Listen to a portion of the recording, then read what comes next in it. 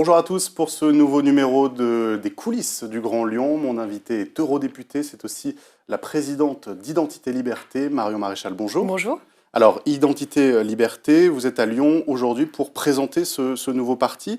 Avant peut-être d'évoquer l'objectif, est-ce que vous pouvez nous expliquer le nom, Identité au singulier et Liberté au pluriel? Qu'est-ce que ça veut dire? Oui, tout à fait. C'est très simplement les deux grands marqueurs qui vont animer notre combat politique au sein de ce nouveau parti dans les années à venir. Donc, d'une part, la défense de l'identité française dans sa permanence culturelle, bien sûr historique, face notamment aux offensives du wokisme, face à l'islamisation, face à l'immigration de masse, face à l'antichristianisme, si je puis dire.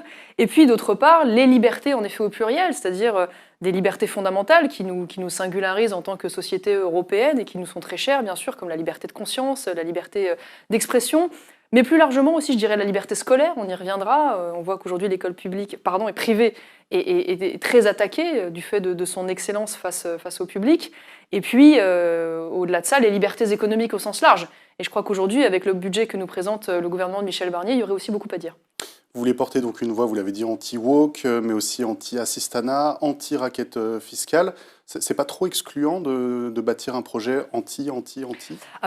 Me semble-t-il, pas face aux idéologies de la déconstruction qui font tant de mal à la cohésion et à l'harmonie nationale, pas face à l'augmentation massive des impôts qui appauvrit notamment les classes moyennes et qui met à mal la compétitivité de nos entreprises. Je pense que ce sont des combats justes, ce sont des combats même urgents.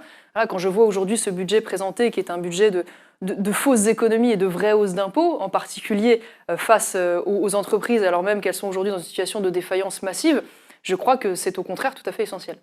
Alors vous avez l'objectif de l'union des droites avec Identité Liberté, et c'est un objectif qui est plébiscité par les sympathisants des différents partis qui sont concernés par ce projet. Selon un sondage OpinionWay pour l'Incorrect, je le cite, 91% des sympathisants RN, 80% des sympathisants Reconquête, 82% des sympathisants LR qui considèrent que vous avez raison de vouloir faire cette alliance, mais est-ce que c'est audible pour les électeurs de ces différents partis de faire une alliance, mais en créant chacun votre petit parti? Petit, parce qu'il débute, évidemment. Non, mais je rassurez-vous, je ne le prends pas mal. La coalition des droites est une idée que je défends depuis toujours. Je la défendais déjà quand j'étais élu député Front National en 2012. Je n'ai jamais lâché cette idée et j'ai rejoint d'ailleurs Éric Zemmour en 2022 sur la promesse de cette idée. La rupture d'ailleurs avec Reconquête se fait selon moi sur la trahison de cette promesse lorsque la direction de Reconquête fait le choix de présenter massivement des candidats face à la coalition RN-Ciotti, quand je fais le choix de soutenir cette coalition. Maintenant, j'ai envie de vous dire que ça n'est pas seulement une espérance. C'est malgré tout quelque chose qui est en cours de réalisation, parce que nous avons assisté, malgré tout, au sein du camp national, lors de ces dernières élections législatives, à une ébauche de coalition. On a vu Éric Ciotti rompre le cordon sanitaire, et d'ailleurs c'est très heureux de sa part, et donc mettre en place une coalition avec le Rassemblement national. Nous avons nous-mêmes fait élire 3 députés nationaux, Thibaut Monnier, que vous connaissez ici un peu à Lyon, mais également Eddy Casterman et Anne Sicard, dans le cadre de cette coalition. Maintenant, l'objectif qui est le mien et le nôtre avec Identité Liberté, c'est de faire en sorte qu'à la prochaine échéance, cette coalition soit renforcée et structurée. Parce que moi, j'ai tiré une leçon de ces élections législatives, je ne suis pas la seule. C'est que de fait, nous n'avons pas rassemblé assez de Français. Voilà. Et il y a aujourd'hui des Français qui ont refusé de faire barrage, ont refusé de faire le jeu du Front républicain, mais qui pour autant n'ont pas franchi le pas. Et donc l'un des objectifs d'Identité-Liberté, ça va être de profiter de ces mois et ces années à venir pour aller convaincre ces Français dans le doute et de faire en sorte que nous puissions remporter les élections la fois suivante. Mais alors, qu'est-ce qui fait qu'un électeur qui est attiré par vos idées va vous suivre vous, plutôt que Marine Le Pen, qui est aujourd'hui la locomotive et qui est même les wagons de tête de ce convoi que vous espérez voir arriver au pouvoir? Mais personne d'ailleurs remet ça en cause, c'est tout à fait vrai. Dans le camp national, aujourd'hui, il y a un grand parti dominant qui est le Rassemblement national, et c'est pour cette raison d'ailleurs que Marine Le Pen est aujourd'hui la candidate la plus légitime pour être le leader, si je puis dire, du camp national aux élections présidentielles. Maintenant, il ne s'agit pas seulement de soutenir Marine Le Pen aux élections présidentielles, et je l'espère de l'emporter. Il s'agit d'obtenir une majorité à l'Assemblée nationale. Or, pour obtenir cette majorité, tout nous démontre dans l'histoire de la Ve République française et à l'étranger, en Europe, qu'aucun parti seul ne peut y parvenir, qu'il faut des coalitions, parce que c'est la complémentarité de ces mouvements, c'est aussi leur singularité, leur différence qui additionnent si je puis dire, les voix et qui rassemble des Français plus divers. Et donc je crois que l'un des rôles d'Identité-Liberté, c'est aussi d'aller peut-être chercher et convaincre des Français aujourd'hui qui ne se retrouvent pas entièrement dans le Rassemblement national. Nous partageons en commun évidemment la question de la réponse au laxisme migratoire, au laxisme sécuritaire. Nous avons aussi des singularités sur les questions économiques et sur les questions dites sociétales. Et donc de ce point de vue-là, moi dans les années à venir, je souhaite qu'Identité-Liberté puisse être justement le fer de lance d'un vrai projet économique, de baisse de la dépense publique, de sortie de cette espèce de socialisme mental et d'interventionnisme auquel nous sommes biberonnés depuis des années, et avec derrière une vraie logique de réoxygénisation sur le plan des impôts et des prélèvements. Et alors pour aller chercher ces Français, est-ce que ça passe par aller chercher aussi d'autres partis, d'autres personnalités? On pense à Nicolas Dupont-Aignan, on pense aussi à Éric Zemmour. Et moi, je suis pour que tous ceux qui ont le souhait et la volonté de se mettre autour de la table travaillent ensemble. C'est toujours ce que j'ai défendu, et d'ailleurs je pense bien sûr que Nicolas Dupont-Aignan devrait faire partie de cette coalition. Il est engagé depuis très longtemps dans le combat politique, il est un des fers de lance de la défense de la souveraineté française, et donc à ce titre, il a, semble-t-il, pour moi, toute sa place. Je vais même aller plus loin, vous savez, à certains égards, je considère qu'aujourd'hui, la présence, par exemple, d'un Bruno Retailleau au sein d'un gouvernement de centre, et je dirais même de centre-gauche, pour moi, est un échec.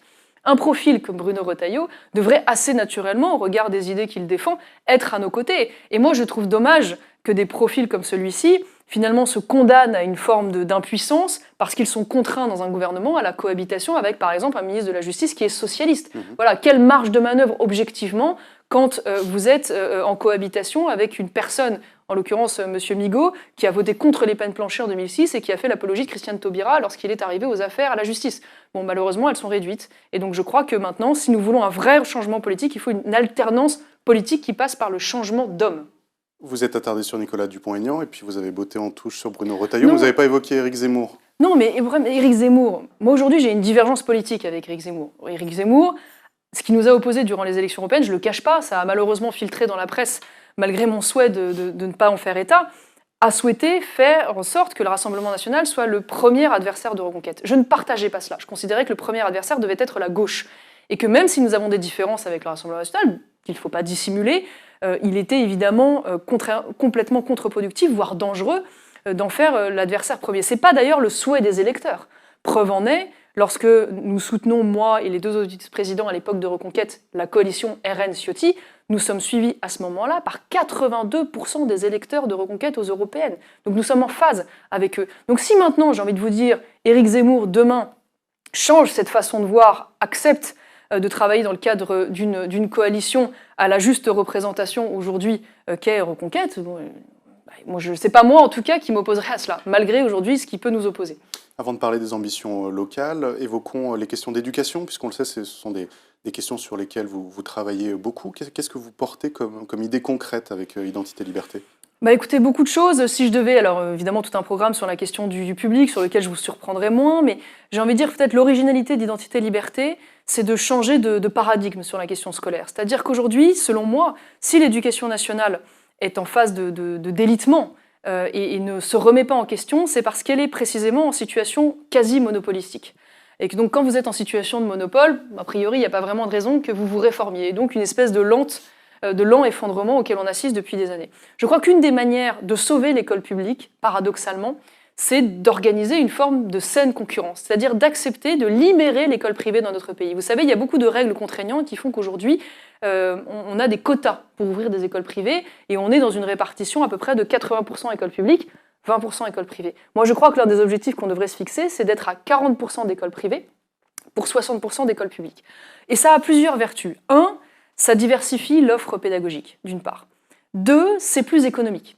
Parce que sachez qu'un enfant scolarisé dans le privé coûte moins cher à l'État, sous contrat, même dans une école sous contrat, qu'un enfant scolarisé dans le public. Par ailleurs, évidemment, ça crée une situation de concurrence saine qui fait que l'école publique est obligée de se remettre en question dans sa pédagogie, dans son fonctionnement, et dans les dépenses inutiles qui sont les siennes, face à une offre de plus en plus diversifiée. Et donc il y a beaucoup de mesures que je défends, notamment sur la partie fiscale, sur le recrutement des professeurs, sur en effet cette question de quotas qui m'apparaît essentielle. À un moment aussi, il faut le dire, où l'école catholique en particulier subit des offensives de la part de syndicats de gauche extrêmement fortes. Je pense notamment à cette affaire à Pau du directeur d'établissement qui a été écarté pour avoir simplement organisé des messes catholiques, pardonnez du peu, dans une école catholique. Donc je crois que derrière cela, il y a aussi la défense d'une certaine culture et identité française à laquelle je suis très attachée. Et donc ça fait partie des choses que je défendrai dans les années à venir. Évidemment, il y a 2027 en ligne de mire, même si vous l'avez dit, pour le moment, c'est Marine Le Pen qui est votre candidate, mais vous avez le temps il y a le temps qu'il se passe des choses. Mais avant ça, 2026, les élections locales, ici à Lyon, municipales, mais aussi métropolitaines. Jusqu'à présent, pour votre camp, c'était un peu une bataille perdue d'avance, mais là, on a vu aux dernières législatives qu'il y a eu une percée. Il y a 2 députés du Rassemblement national qui ont été élus dans le Rhône, et il y a même eu des triangulaires dans Lyon intramuros. Est-ce que pour vous, ça vous redonne espoir ?